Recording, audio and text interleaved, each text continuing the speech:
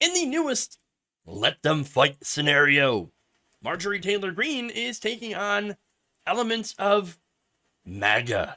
Ooh, in the form of MAGA influencers. We're going to get into the details of who they are. But apparently, according to a text message sent to Matt Gaetz, she has had it. She has had it. She's tired of it, man. She's tired of it, and is ready to go to war. So, what's this about? Who? Well, let me give you the context. So there are certain members of the far right who believe that she's not conservative enough. Marjorie Taylor Greene, not conservative and or crazy enough. So now, the main reason, is because she has allied herself with House Speaker Kevin McCarthy because she wants more power. I mean, I think that's pretty self-explanatory. She wants more power. That's who Marjorie Greene is.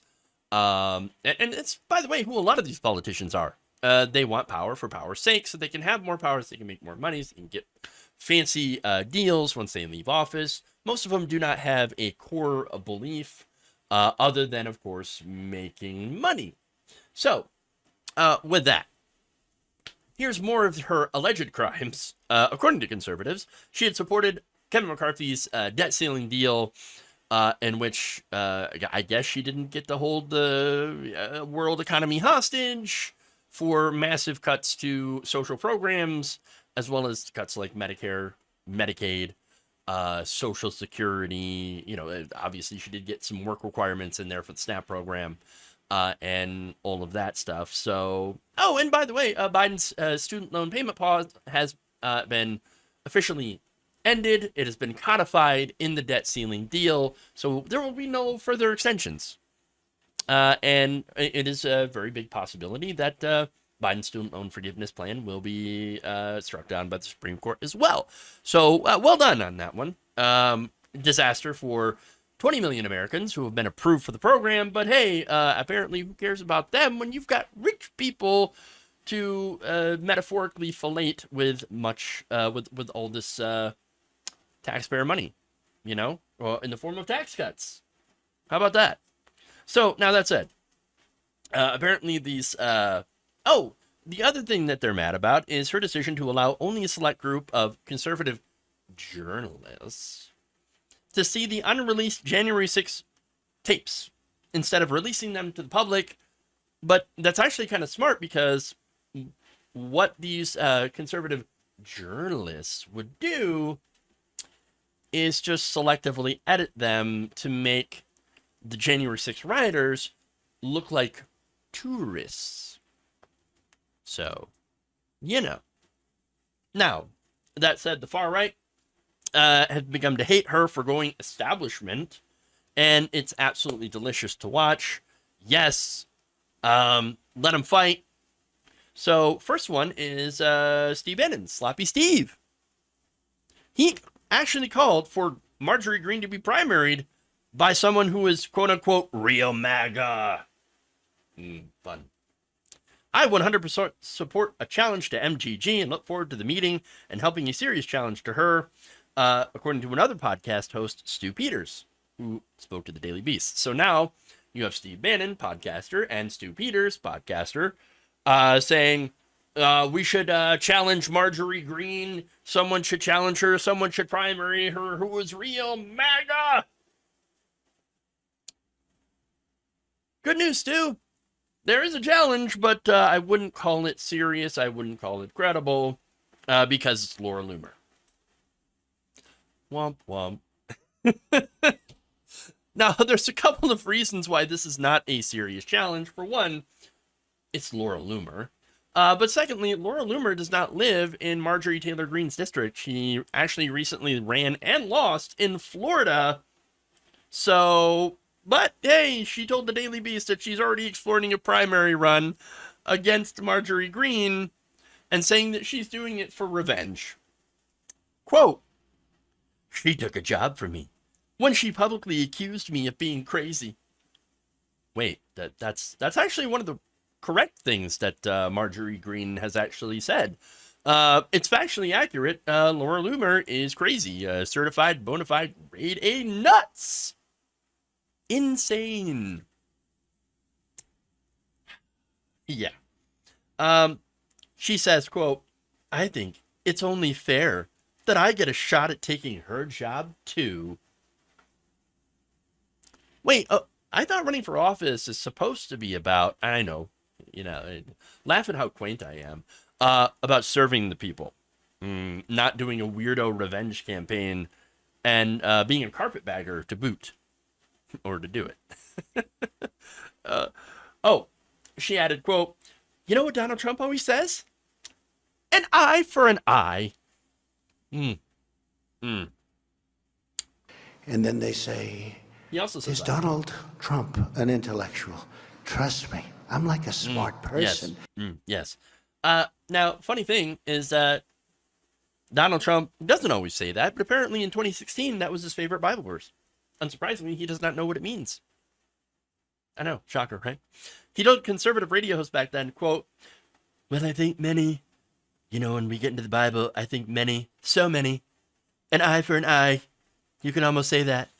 It's not a particularly nice thing, but when you look at what's happening in our country, you see what's going on with our country, how people are taking advantage of us, and how they scoff at us, and laugh at us, and laugh in our face, and they're taking our jobs, they're taking our money, they're taking our, they're taking the health of our country, and we have to be very firm, and we have to be very strong, and we can learn a lot from the Bible. That I can tell you. All of that, and he told me pretty much nothing, but that's your average Trumpism. I know words. I have the best words. Exactly. He knows words. The best words. The best words.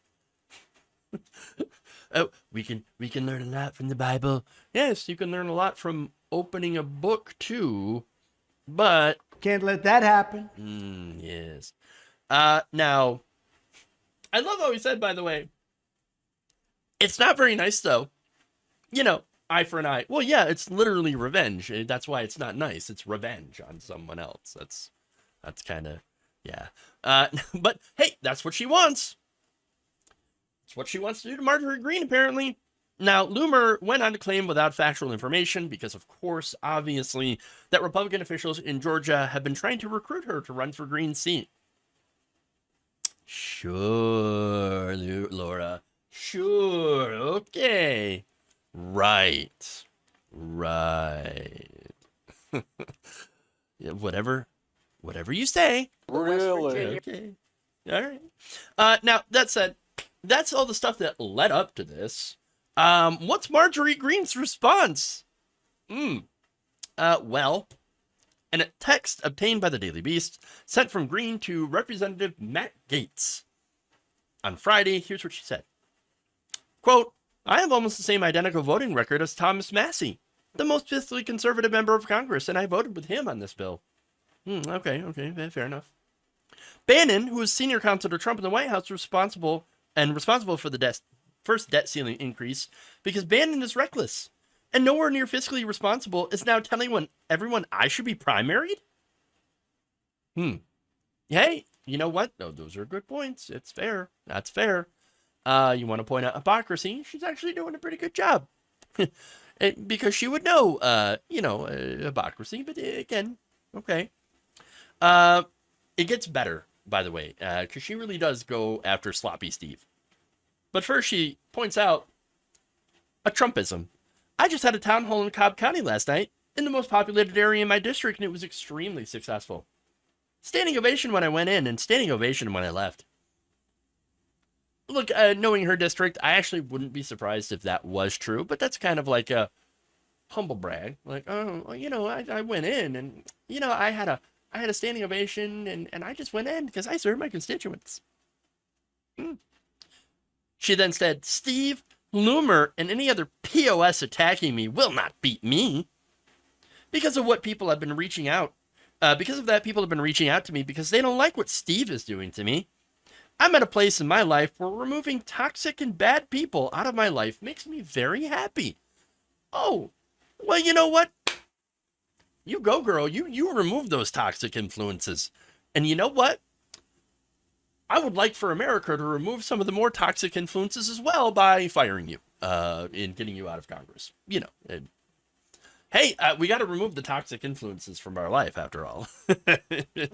But anyway, she goes against Steve by calling out his grift, and I think this is really funny.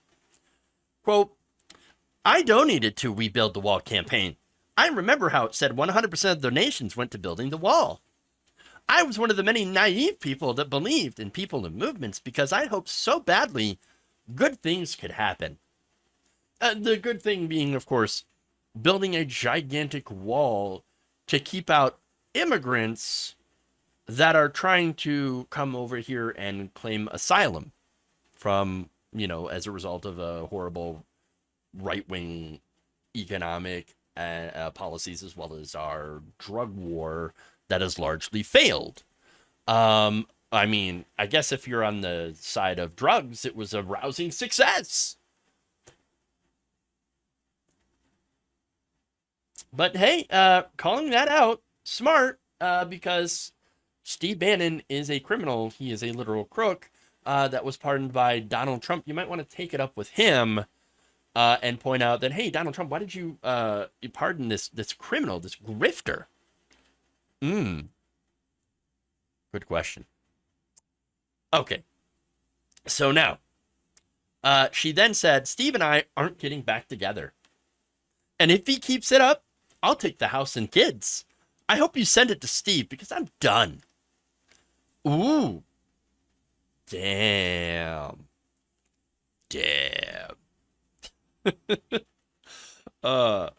Now, look, here's the thing, though. Does she need those people? No, she doesn't. She's in the Republican establishment now. She's mainstream.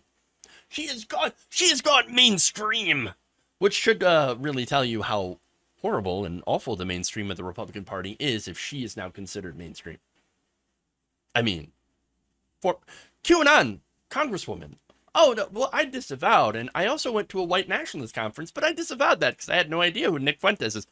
You know what I say about that? Bullshit. Don't believe it at all. You know exactly who it is, but you have been on a rehabilitation tour for your own image because you want power. You want power, you want influence, and selling your soul to McCarthy, well, what am I saying, selling your soul? You'd actually have to have one first if you want to sell it. No, just basically, sucking up to McCarthy so that you can get your committee assignments back so you could, honestly, her entire mission seems to be wreak as much havoc against the left, against marginalized people as well, as she can while she's in office. And that's, as and this, while amassing as much power as she can for herself. So it just kind of like feeds into, it's like a vicious cycle, The more power she accrues, the more she wants power, the more that she attacks marginalized people, the more power that she gets. And so, that's unfortunately how it works in Washington when you're a right-winger. But as I said before, that should tell you how awful the mainstream is when they're accepting of someone like this. But anyway, she's not worried, though, about other people, about sloppy Steve coming after her. In fact, or loser Laura Loomer, because a source close to Greene called Loomer's efforts to primary her a, quote, waste of her time. If Loomer thinks any of this debt ceiling conversation has hurt her at all, it's going to be a long, hot year campaigning in Northwest Georgia. How about you pick on someone else you have a chance to beat? Oof. Look, here's the thing, too. You are correct. If you think Laura Loomer is going to come in and successfully carpetbag Marjorie Taylor Greene's seat, you're even more crazy than than I gave you credit for. That you're insane. You're insane. As much as I despise Marjorie Greene, Loomer is certifiably nuts. She is even more unhinged than Marjorie Greene. And so, in the off chance that she would actually run in the first place, which I doubt, but then actually coming in and winning, if that were to happen, well, let's just say that it would not be an improvement at all. That said, at the end of the day, The thing that matters to me the most is the drama, because it's absolutely freaking delicious. Nancy Pelosi's gazpacho, please. Well, yeah, okay. Well, not quite, but maybe it's more like a Peachtree dish. there we go, like a peach tree, or a peach tree dish. I don't know. Delicious though. Whatever it is, delicious. Let them fight. Let them fight.